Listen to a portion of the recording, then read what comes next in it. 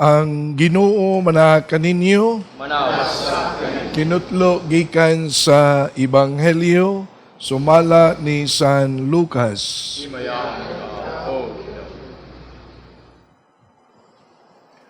Sa ika-unom ka bulan sa pagmabdos ni Isabel, gipadala sa Dios ang anghel nga si Gabriel ngadto sa lungsod sa Galilea nga ginganlan og Nazaret. May mensahe siya alang sa usa ka batan-ong dalaga nga sinayuran sa usa ka lalaki nga ginganlan Jose nga kaliwat ni Hari David. Maria ang ngalan sa babayi. Miadto ang anghel kaniya og miingon, paglipay. Ang Ginoo nag-uban og nagpanalangin kanimo pag-ayo. Nalibog pag-ayo si Maria sa pagkabati niya sa mensahe sa anghel og nagpamalandong siya kung unsay kahulugan sa iyang mga pulong. Miingon ang anghel kaniya, ayaw kahadlok Maria, kay gikahimutan ka sa Dios. Magmabdos ka og mga anak og lalaki, og nganlan mo siyag Jesus. Mahimo siyang inila og tawgon siya nga anak sa Dios nga labing halangdon. Ang Ginoong Dios maghimo kaniyang hari sama sa iyang katigulangan nga si David, ug mahimo siyang hari sa mga kaliwat ni Jacob hangtod sa kahangturan, ug dili gayud matapos ang iyang gingharian. Si Maria miingon sa anghel, ulay ako busa unsaon man pagkahimo niini. Ang anghel mitubag, mukonsad kanimo ang Espiritu Santo og magpabilin ang gahom sa Dios diha kanimo. Tungod niini, ang balaan nga bata tawgon nga anak sa Dios. Ug hinumdumi ang imong paryente nga si Isabel. Giingon nga dili na siya mo anak, apan karon ika-unom na kabulan ang iya nga pagsabak. Bisag tigulang na siya kaayo kay walay dili mahimo sa Dios. Miingon si Maria, sulugoon ako sa Ginoo, mahitabo unta kanako ang imong gisulti. Og mibiya ang anghel kaniya. Ang Ebanghelyo sa Ginoo.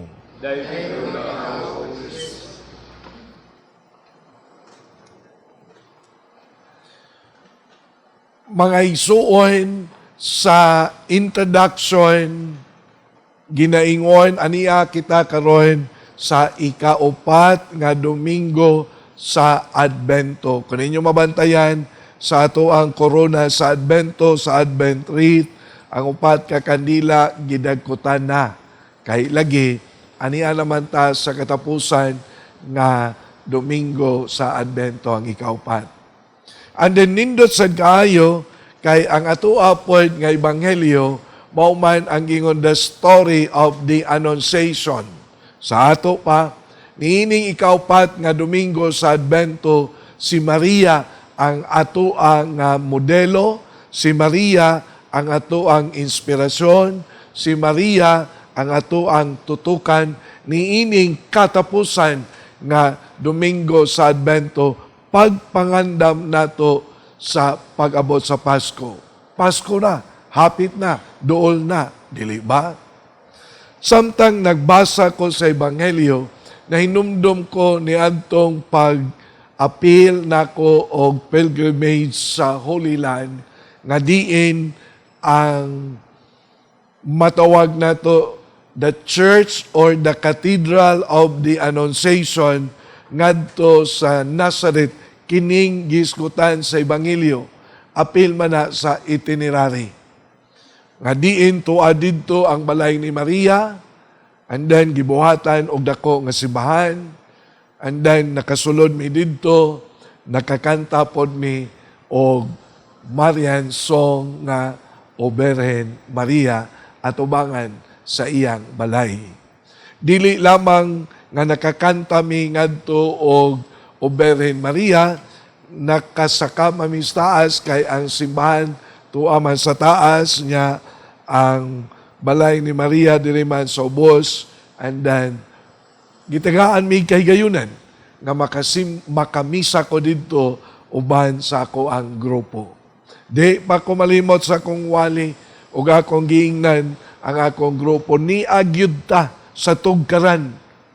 Ni ata nagbarog tuwa sa ubos ang balay ni Maria ug dinhi si Maria mingon, matuman diri kanako sumala sa imong pulong.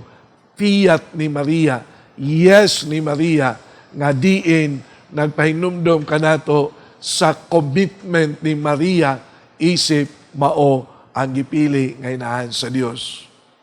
And then ayaw sad kalimot nga si Maria wala magpinataka og tando, nangutana una siya, naminaw una siya sa tingog sa anghel, and then human siya maminaw sa anghel nga mao ang pulong sa Dios, una siya mitando sa iyang pagingon, matuman diri kanako sumala sa imong pulong.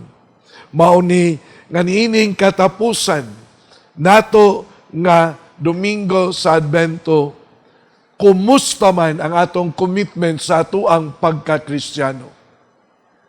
Kumusta man ang atong yes to the Lord? Kumusta man ang ato ang pagpuyo isip usa katinuod nga Kristiyano?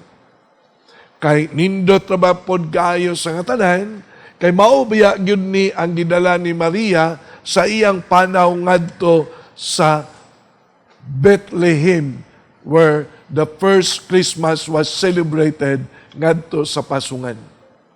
Ang iyang panaw padulong ngadto sa Bethlehem is an expression of her commitment sa iyang yes, Lord. Mao ni tungod ni ana, si Maria wa gyud magbagulbol nganong didto mataw ang bata sa pasungan. Si Maria wa gyud magmahay nga mipanaw siya gikan sa iyang lungsod padulong sa Bethlehem. Si Maria nagdala gayud og dako nga giingon pagsalig sa Ginoo kay lagi ang iyang panaw mauman ang pagtuman niya sa iyang commitment nga pagkainahan ni Kristo. Tungod ni ana, iyang gidala ang iyang pagkamasunuron sa kabubuton sa Dios. Ug diha sa iyang pagkamasunuron sa kabubuton sa Dios, iya pod nga gipadayag ang iyang pagsalig ngadto sa Dios kanang giingon, dili gayod mubiya ang Ginoo ngadto kaniya. Mao na ang first celebration of Christmas in Bethlehem is a celebration of joy because of Mary's commitment and yes to the Lord. Ang unang mga nagsaulog sa Pasko hinumdumi ang mga magbalantay sa karnero. Nga bisan sa ilang pagkayano, bisan sa ilang pagkasimple, bisan sa ilang pagkapobre, isip usa ka magbalantay sa karnero, pero nakaawit gihapon sila og awit sa pagdaig ngadto sa bata nga Hesus as an expression of their great joy on the celebration of the first Christmas in Bethlehem. Dili ba? Nindot sad.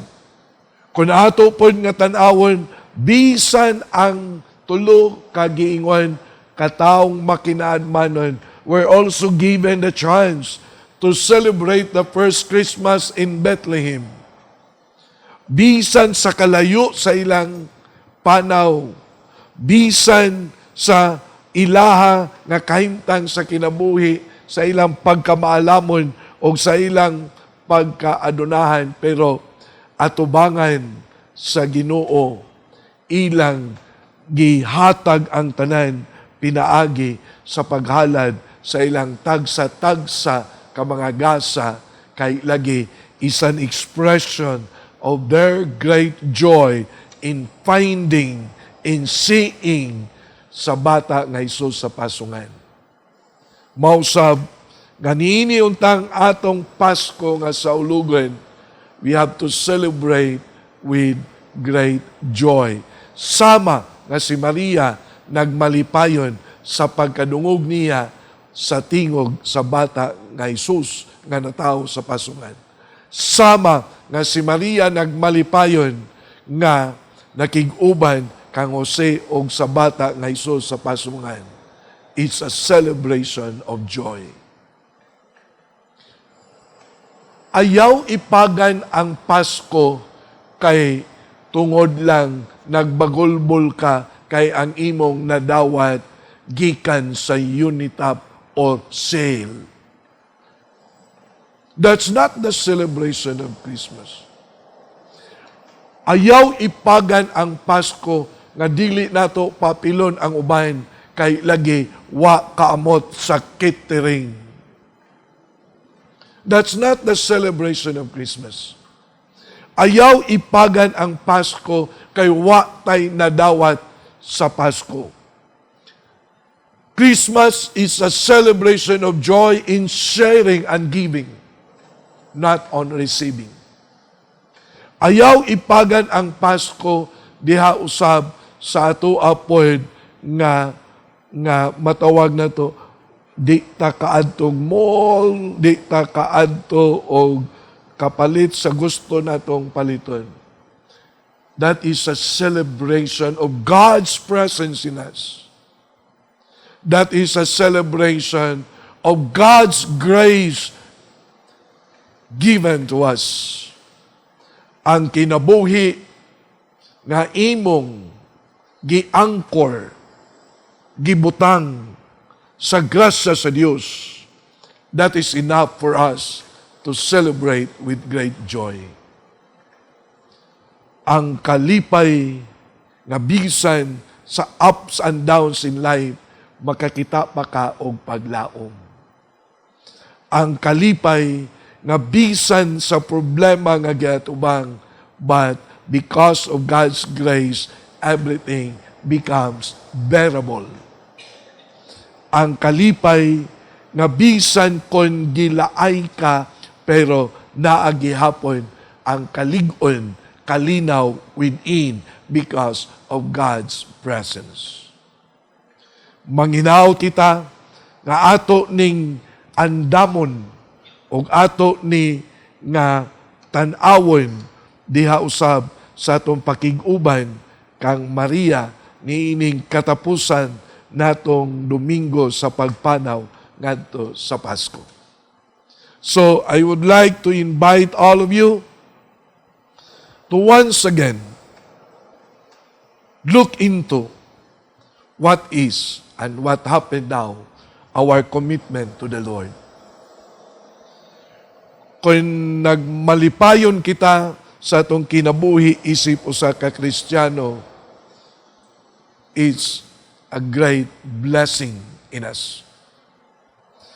Niining atong santos nga misa karon, atong ipadangat ngadto sa Ginoo nga unta ang grasya niya mag-uban kanunay diri kanato sama ngang batang Hesus diha sulod sa sabakan ni Maria for 9 months.